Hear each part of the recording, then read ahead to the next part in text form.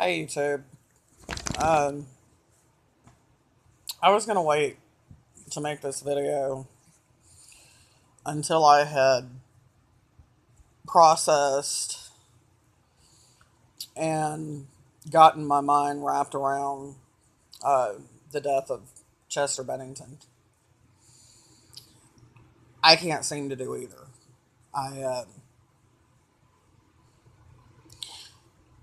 I'm still in shock. Uh, See, I found out on the 21st, the day after he committed suicide. I was on YouTube and I stumbled upon a video about Chris Cornell.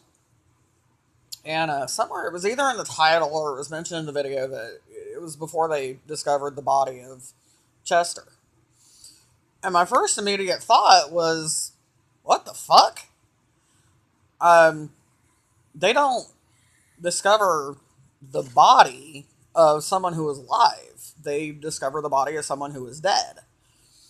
And when I see things like that on the internet, especially about celebrities, because there's a lot of celebrity death hoaxes and things like that, and personally, I think those are just horrible to do. But I always immediately go to Google to see if it's true. Recently, there was an article a couple weeks ago on Facebook that Kid Rock had died in a meth explosion at his house. And then I think a week or two before that, there was an article on Facebook about Hugh Hefner dying. And of course, if you know, excuse me, if you know what I'm talking about, then you know Kid Rock is not dead.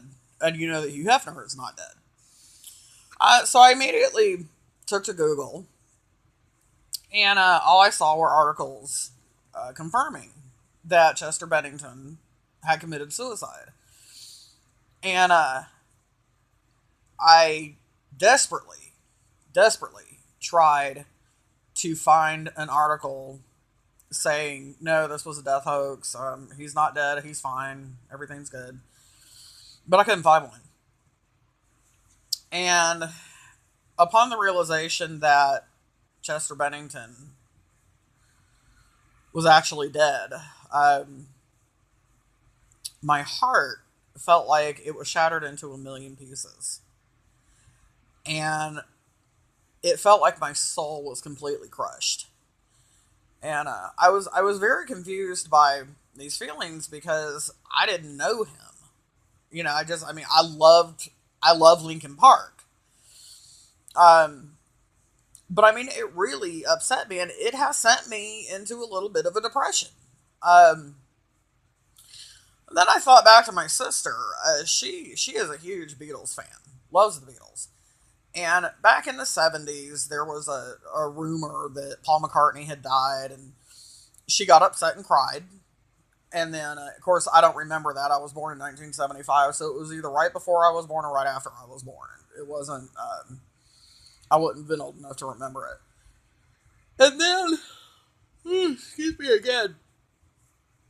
And then, in the 80s, when John Lennon got killed, she cried about that.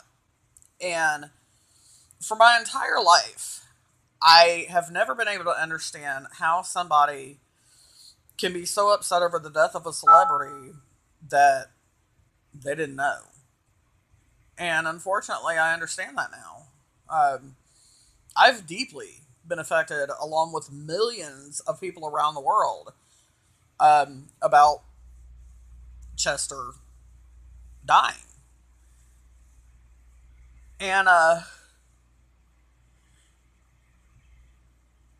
think the thing that has surprised me the most about his death is the people that have made videos on it.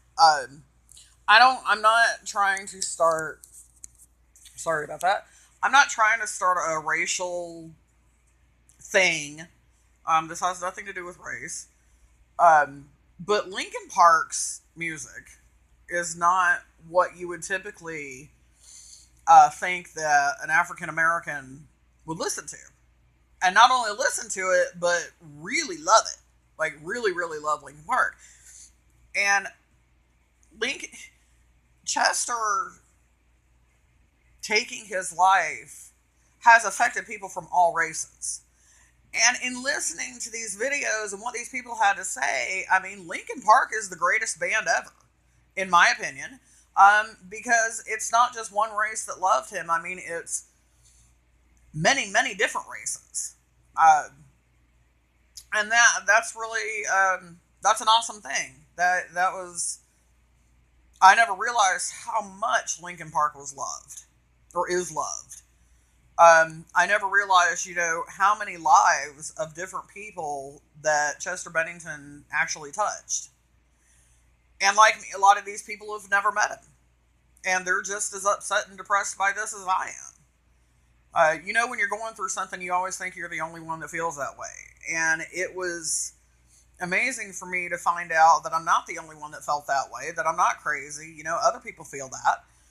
And they're going through just as much shit over this as I am. And one of the things that makes me sad about it is there will never, ever, ever be another Linkin Park song that Chester sings. There will never be another lyric written by him. Linkin Park's never going to be the same. I don't know what they plan on doing. I don't know if they're going to try to replace him. Like, how the hell can you replace Chester? I mean, he had a very unique, one-of-a-kind voice.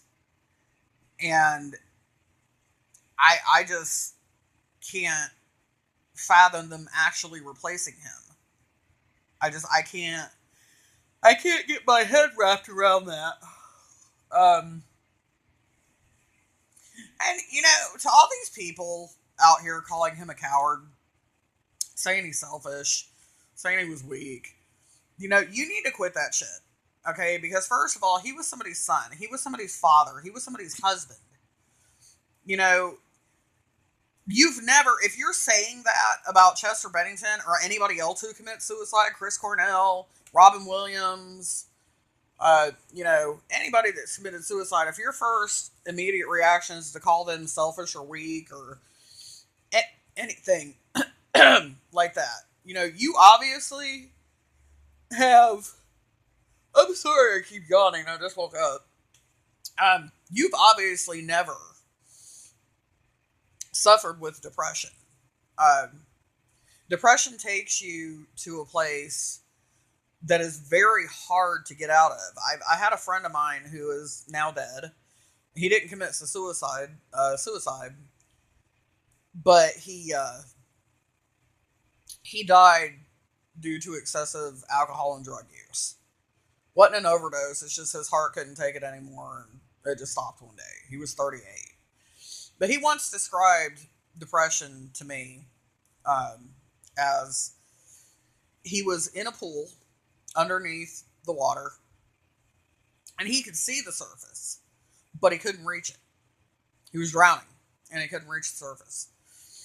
And that was a pretty good explanation of what depression feels like. I suffer with depression. I have mental illness. And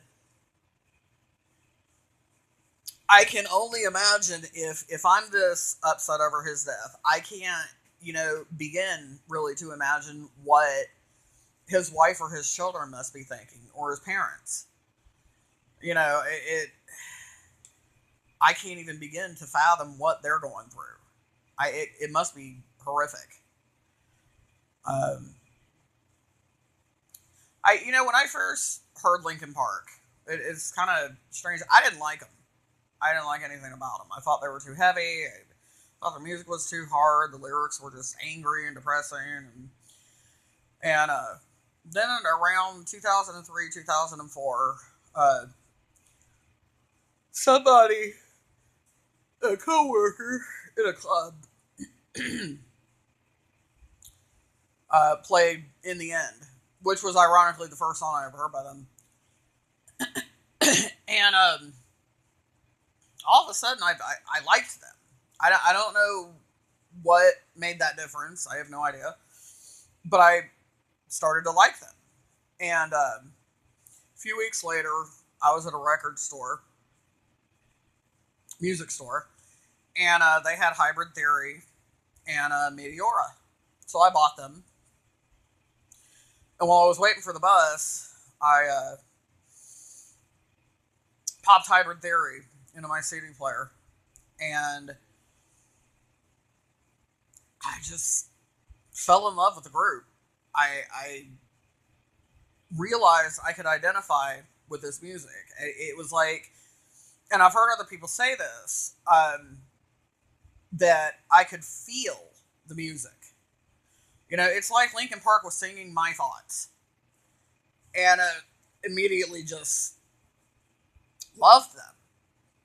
And when I heard "Easier to Run," that instantly became my favorite Linkin Park song, because I completely identify with the lyrics in that. I did my own bout with drugs, and it really was easier to run away from the pain, to not have to feel it. It was so much easier.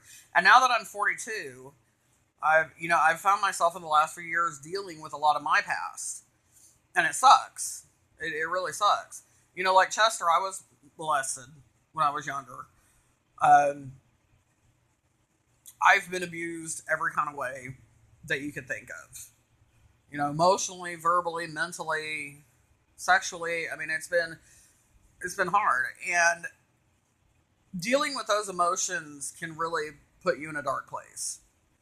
And like I've heard others say, their music has helped me through so many dark times. Uh, I can't imagine what was going through his head the moment he decided to hang himself. I can't. Nobody knows. He didn't leave a suicide note, and that has left me with countless others questions. What was so bad in his life that he really, honestly, truly felt that the only option he had left was to kill himself. He really, truly thought that his wife and children and family and bandmates would be better off without him. And that just simply isn't true. We're not better off without him. We're worse off.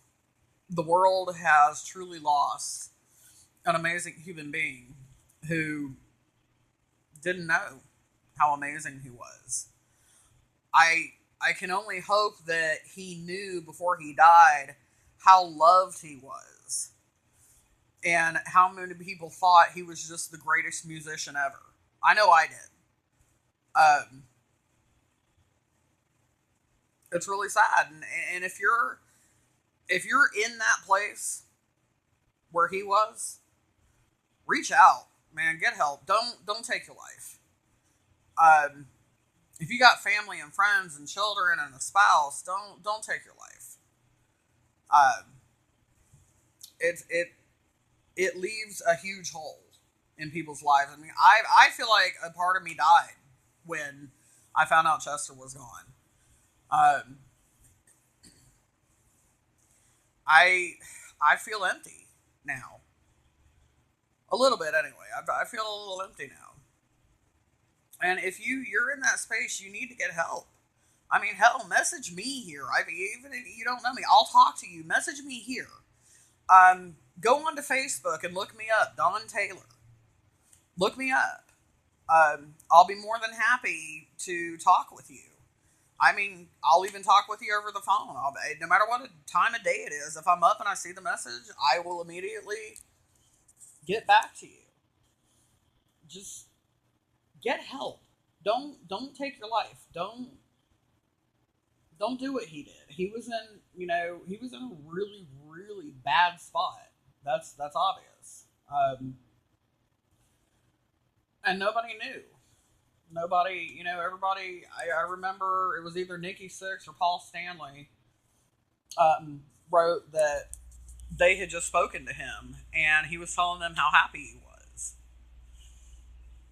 They were just about to go on tour, and "One More Light" is my second favorite song by Linkin Park, and the world is definitely a little darker now. We've lost one more light And I just, the whole situation is sad. And on a side note, I also read that somebody hacked into his wife's Twitter account. And this is for the person that did that. You're an asshole. Like, how do you get pleasure in hacking into Chester Bennington's wife's Twitter account and saying shit like, I never loved him and that I was cheating on him as if you were her? Like, what the fuck is wrong with you? You have no right to do that. What you're doing is putting further torment on somebody who just lost their husband. And that's fucked up, dude. Whoever you are, male or female, you're a fucking dick. You need to don't do that shit. That's fucking cruel, man. What the fuck did they ever do to you? What did Talinda ever do to you that she deserved that? That's the worst thing I've seen out of all the stuff I've seen about his death. That is one of the worst things I've seen, that somebody actually did that to her. Like, what pleasure can you possibly get from doing that? It's not right, and you're an asshole. Uh, I don't really know what else to say. I'm trying to get through this like everybody else is. I'm trying to process this. I'm trying to wrap my mind around it, and so far I haven't been able to. I've been listening to Linkin Park off and on all day, every day, since the 22nd. I've listened to One More Light probably 5 or 6 times a day. And all I can think about is, how dark things seem right now. So, that's just my thoughts on Chester Bennington's suicide and suicide in general. Like I said, if you need to reach out to somebody and you don't know who, and, hey, like I said, reach out to me here, leave me a message, reach out to me on Facebook, Don Taylor. Just reach out to me, man. I'll be there. Rest in peace, Chester. You're very loved and very missed.